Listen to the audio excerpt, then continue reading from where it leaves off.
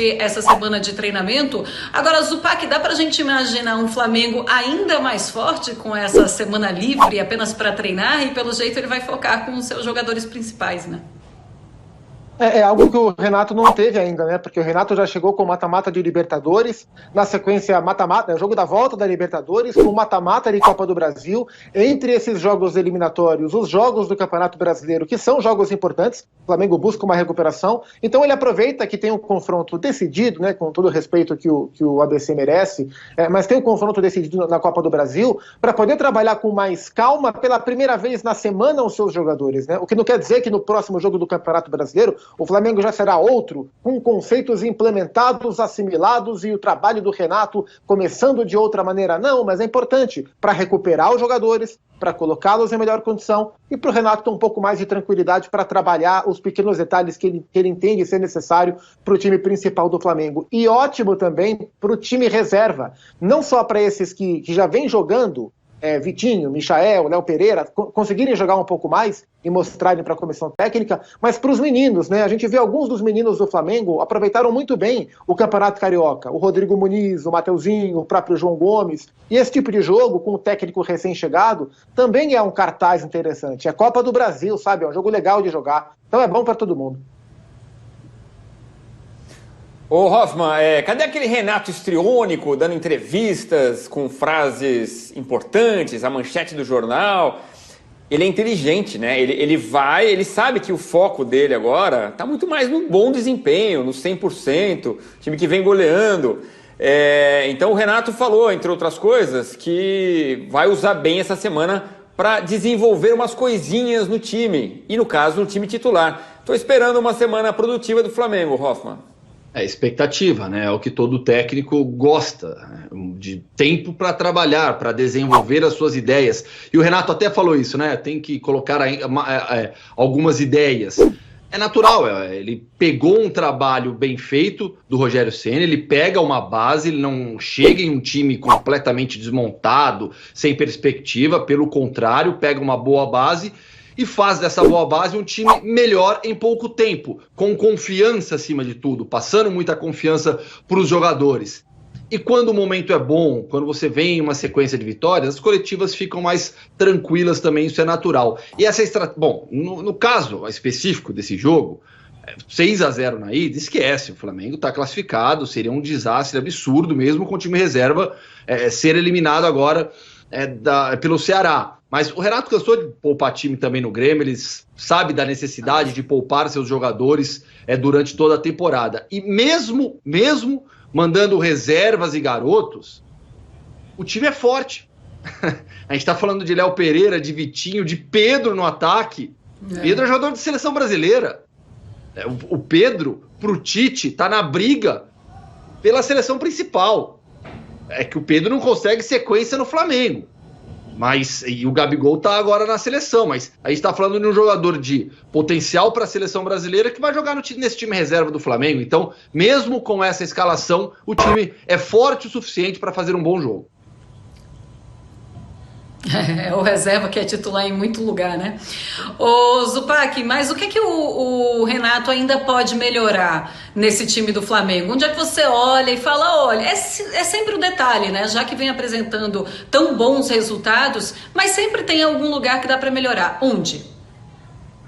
Acho que o Renato tem que preparar esse time do Flamengo para o tipo de circunstância que não aconteceu de maneira abundante ainda na sua gestão. Aconteceu um pouco no jogo contra o São Paulo e um pouquinho no jogo contra o Defensa e Justiça, que é o momento em que o Flamengo é pressionado. Isso é menos comum, vai ser menos comum, porque é um time que se impõe, que está se impondo o tempo inteiro, então a tendência é que em boa parte do jogo o Flamengo domine e tente pressionar o adversário. E o adversário, quando recupera a bola, vai tentar um contra-ataque contra o Flamengo. Isso tem que ser muito bem trabalhado também, essa transição defensiva, que foi o problema que o Flamengo teve, especialmente com o Domi no comando, né? O Flamengo atacava até que bem, mas a volta não era tão bem conduzida assim, e esses momentos onde o Flamengo é minimamente pressionado. Isso aconteceu contra o São Paulo, especialmente no primeiro tempo do jogo do Maracanã, né? Onde o São Paulo foi melhor do que o Flamengo naquela primeira etapa, e teve momentos em que conseguiu se impor diante, pressionou saída de bola do Flamengo, roubou algumas bolas e a partir dali criou algumas chances. O Vitor Bueno teve 2, não conseguiu aproveitar. Então acho que esses movimentos mais de transição defensiva são detalhes que o Renato e a sua comissão técnica têm que trabalhar com um pouco mais de afinco nesse momento do Flamengo, porque ofensivamente a evolução e o encontro desses jogadores e a movimentação entre eles tem sido bastante interessante. Então acho que o olhar é mais do meio para trás. E o Corinthians, hein? Corinthians apresentou um jogador. Promessa é dívida e Renato cumpriu. Time e técnico reservas contra o ABC de Natal, no jogo de volta das oitavas de final da Copa do Brasil, nesta quinta-feira. Enquanto o comandante principal fica no Rio com os titulares, quem assume a equipe B é o auxiliar Marcelo Salles, o Fera. Velho conhecido dos rubro-negros, esteve na campanha do título brasileiro de 2009 e comandou o time na transição entre Abel Braga e Jorge Jesus em 2019, com grande atuação diante do Fortaleza. Na bagagem, o Flamengo levou para Natal um misto de jogadores do elenco principal, como Léo Pereira, Thiago Maia, Vitinho, Michael e Pedro, com jovens como o lateral Ramon e o zagueiro Noga. Renato Gaúcho participou da preparação da equipe no CT e mesmo de longe vai ficar atento ao telefone. Pode interferir durante a partida. Mas deseja mesmo garantir a classificação e dar ritmo de jogo ao restante do elenco. Até porque é importante para os jogadores também jogarem. Está tendo um desgaste muito grande da equipe que vem jogando, por isso que tem poupado um outro jogador de vez em quando. São 3 competições difíceis, fora as viagens. Mas eu vou assistir o jogo daqui do Rio e qualquer coisa também, botar no telefone, vou interferir daqui para poder ajudar quem está lá para que a gente possa passar de fase. As seguidas goleadas no início arrasador do técnico, incluída aí a de 6-0 sobre o ABC no Rio, exigiram muito do time principal. A semana de descanso e treino é encarada como essencial para a sequência na temporada.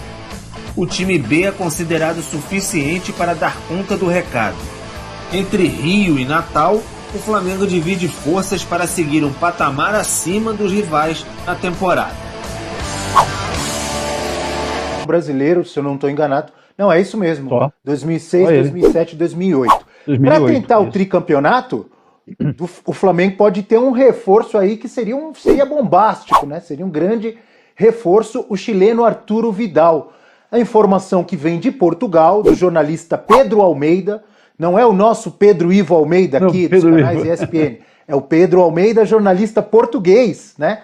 também A é bom. informação que ele traz é que já há conversações, viu, o Antero e Elton Serra, já começaram negociações ou conversas de dirigentes do Flamengo com dirigentes da Inter de Milão, mostrando interesse no Arturo Vidal, Elton, que já mostrou algumas vezes em redes sociais, enfim, que tem vontade de jogar no rubro-negro carioca, Elton.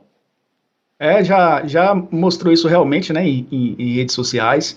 É um jogador que já cumpriu talvez aí um papel muito importante na Europa, né? Saiu cedo da América do Sul, passou por grandes clubes, né? Teve a oportunidade de ser campeão na Juventus, passagem pelo Barcelona, né? Pelo Bayern. Um jogador que consolidou sua carreira na própria seleção chilena também, conquistando títulos, né? E subindo o patamar também da seleção do Chile.